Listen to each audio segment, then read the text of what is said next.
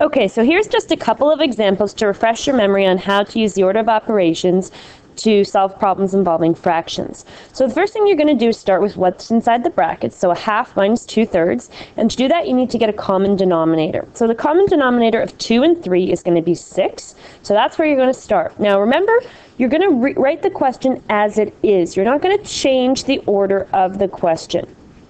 So both of these are going to now have a denominator of 6, and then you ask yourself, okay, what did I do to the bottom? So 2 times 3 is 6, so 1 times 3 will be 3, and 3 times 2 is 6, so 2 times 2 will be 4. Now you're ready to do what's inside the brackets and subtract. Again, you're just going to rewrite everything else. So 3 over 6 minus 4 over 6 is negative 1 over 6. Again, you can put that negative sign on the top, on the bottom, in front. It doesn't matter where to put it. Now right here, a couple people will get confused. So if you prefer, put a little over 1 with the 2 so that now you have a fraction in the way that a lot of you prefer to see it. If you are comfortable at this point, you can do some canceling in order to multiply. So 2 goes into 2 once, and 2 goes into 6 3 times, and now you're ready to multiply. So negative 1, and yes, you can think of this as a negative 1 times negative 1 will give you positive 1. And 1 times 3 will give you 3. If you don't like that, you can write it as 1 times negative 1 with a subtraction sign. That's going to end up being the same thing because it will be 3/4 minus negative 1/3. In the end, subtracting a negative, remember, is like adding. So both of these two things are exactly the same. You do whichever one you prefer and whichever one seems easiest to you.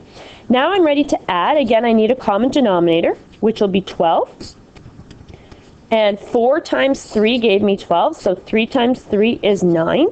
And 4 times 3 gave me 12, so 4 times 1 is 4.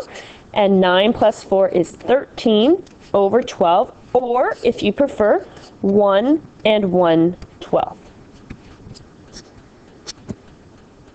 So now let's just try a second example. This one involves having mixed fractions. So the first step is going to be to change them into improper. You don't have to do this, but it's certainly a lot easier. So 2 times 2 plus 1 is 5, and you're going to keep the denominator as 2. And 1 times 5 plus 3 is 8, and keep the denominator as 5. And at the same time, you can actually turn this into multiplying by the reciprocal. If you prefer to do that later, that's okay as well.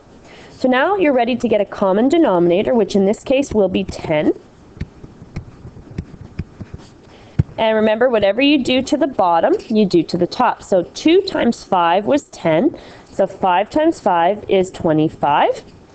And 5 times 2 was 10, so 8 times 2 is 16. Oops. We'll just undo that and write it again. Okay, I will erase it. So this one should be 25, this one should be 16, and the bottom will be 10.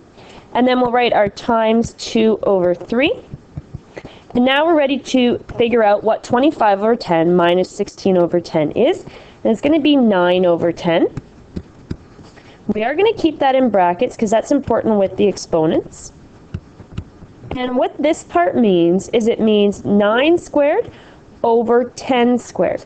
So 9 squared is 81. 10 squared is 100. We're going to multiply that by 2/3. Now again, if you prefer, you can do some canceling. So 3 goes into 3 once. 3 goes into 81 27 times. 2 goes into 2 once. 2 goes into 100 50 times. So your final answer for this one is going to be 27 over 50.